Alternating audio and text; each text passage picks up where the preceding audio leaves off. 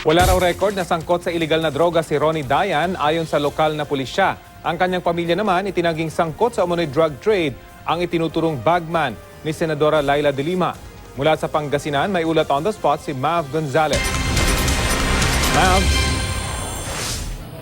Rafi, pinabulaanan nga nitong pamilya Dayan na sangkot sa iligal na droga itong si Ronnie Dayan. Samantala, maging yung ibang mga pangalan na naroon sa drug matrix ni Pangulong Duterte ay napatunayan din daw na walang kinalaman sa iligal na droga. Sa eksklusibong panayam ng GMA News sa misis ni Ronnie Dayan noong panahong nagtatago pa siya, pinabulaanan niyang sangkot umano sa drug trade ang mister. Kung may illegal siya na droga, sana yung anak ko hindi na magdidiit sa labas, hindi na ano yung galaw namin, abonan siya yung pamumuhay namin. Eh wala nga eh. Ang anak yan doon pa sa Kuwait, nag-DTH. Kung nagsangkot siya doon, marami sana kaming pera ngayon. Hindi na siya mag-aano. Kaya wala po ako talagang alam dyan. Sa drug matrix na inilabas ni Pangulong Rodrigo Duterte, 3 sa mga pinangalanan ang taga-Orbistondo, Pangasinan. Si Ronnie Dayan, isang dating pulis at isang tauhan ng munisipyo. Pero ayon sa lokal na pulisya, wala silang record na sangkot sa iligal na droga si Dayan. Si Mr. Ronnie Dayan bilang taga dito sa Orbistondo, wala kaming na-monitor na involvement niya sa drug trade dito sa Orbistondo. At hindi rin naman siya kasali sa drug personalities namin dito sa Orbistondo. Ang retiradong pulis na si SPO1 Wilfredo Palisok napasama sa drug matrix dahil sa kaugnayan niya kay dating Bucor Chief Franklin Bucayo noong regional director pa siya ng PNP Region 1. Pero nang makausap namin si Palisok, itinanggi niyang nasangkot siya sa umano'y drug trade. Nagtataka po tayo dyan kasi bakit po andon po yung pangalan natin. Siguro po ma'am, itong kasi si Ronnie ma'am is Palisok, tapos taga dito sa amin, sa Galarian Orbistondo, Pangasinan, ganun lang po siguro ma'am. Tapos naging boss ko to kasi si General Bucayo ma'am. Noong siya po ang regional director is ako din po yung nasa quarters niya ma'am. Tingin niyo ba dapat itanggi na rin ni Ronnie yung tungkol sa Matrix? Ay, dapat lang naman sir kasi wala naman po tayong talagang alam dyan, saka hindi po totoo yan sir.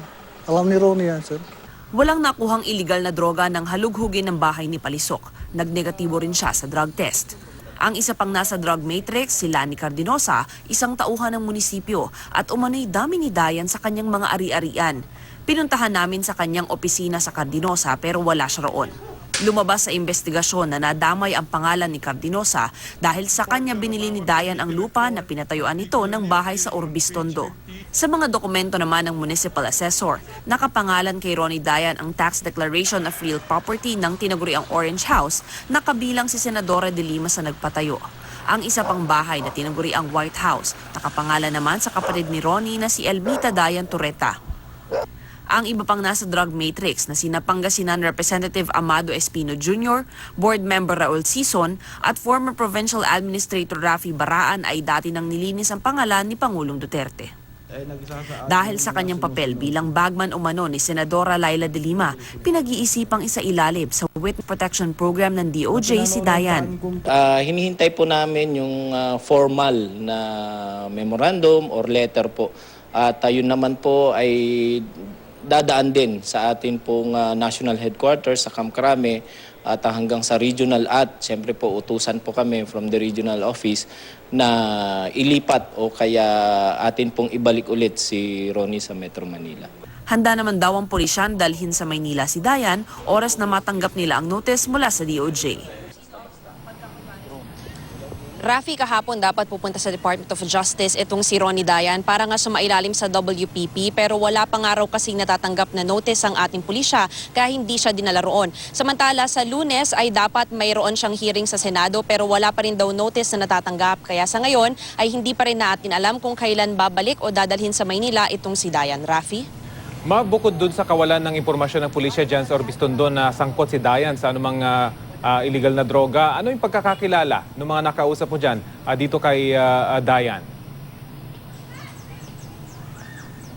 Actually, Rafi, dun sa mga nakausap natin dito, ay mabuting tao naman daw itong si Dayan. Alam nila na matagal na itong tauhan ni Senadora Laila de Lima. In fact, ilang beses bumisita rito sa Urbis Tondo sa Pangasinan itong si Senator de Lima noong tauhan pa itong si Ronnie Dayan. Pero noong mga panahong yon, ang alam lang daw nila ay talagang nagtatrabaho bilang isang driver bodyguard itong si Dayan. Base naman doon sa record ng ating pulisya ay never naman daw na involved sa kahit anong illegal na gawain itong si Dayan. At doon sa kanilang background checks na isinagawa, matapos nga lumabas itong drug matrix, ay lumalabas na malinis pa rin yung kanyang pangalan. Pati na rin itong dalawa pa na ikinokonekta dito sa drug matrix dahil nga doon sa mga kaugnayan nila dito kay Dayan. Rafi?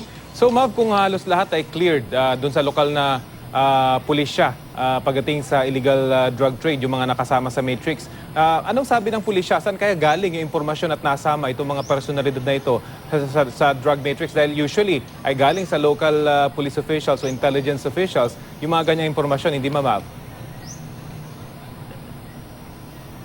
Actually, Rafi, dito sa Urbis Tondo Police na nakausap natin, ay sa tingin nila ay nag-ugat talaga dito nga kay Ronnie Dayan. Itong dalawa na napasama rin dito sa drug matrix. Bali, 3 sila na nandoon pa sa drug matrix. Itong si Palisok, yung dating pulis, pati na rin itong tauhan ng munisipyo na si Cardinosa.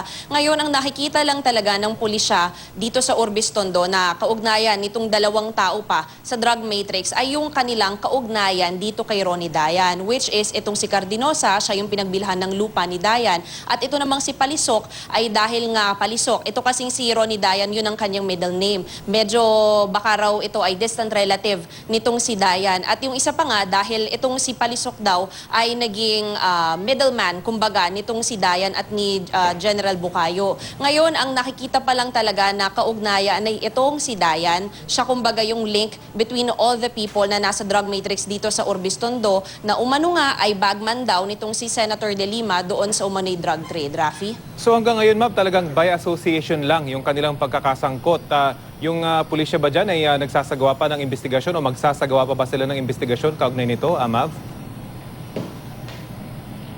Tama ka, Rafi, talagang by association lang dito kay Ronnie Dayan. Kaya napasama itong 2 pang tao na nananatili yung pangalan dito sa drug matrix ni President Duterte. Nagsagawa na ng investigasyon ng Urbis Tondo Police kung saan na-clear nga itong 2 tao na ito. Nagsagawa sila ng lifestyle check dito kay Lani Cardinosa at napag-alaman daw nila na ito namang mga ari-arian ni Cardinosa ay kaya naman talaga niyang ma-afford. Kumbaga dahil meron itong asawa na seaman, siya naman ay nagtatrabaho sa munisipyo at talagang nagkataon lang na itong lupa na binenta niya nung time na lumabas nga itong drug matrix ay hindi pa raw napapalitan yung pangalan dito sa deed of sale pero naibenta na talaga. Ito namang si Palisok ay nagkasana ng search warrant ang Urbis Tondo Police doon sa kanyang bahay at wala naman daw nakita na kahit anong kontrabando, walang nakita na illegal na droga, and in fact itong si Palisok ay ilang beses na rin na sumailalim sa drug test at lahat ng ito ay negatibo naman ang resulta na lumabas. Rafi?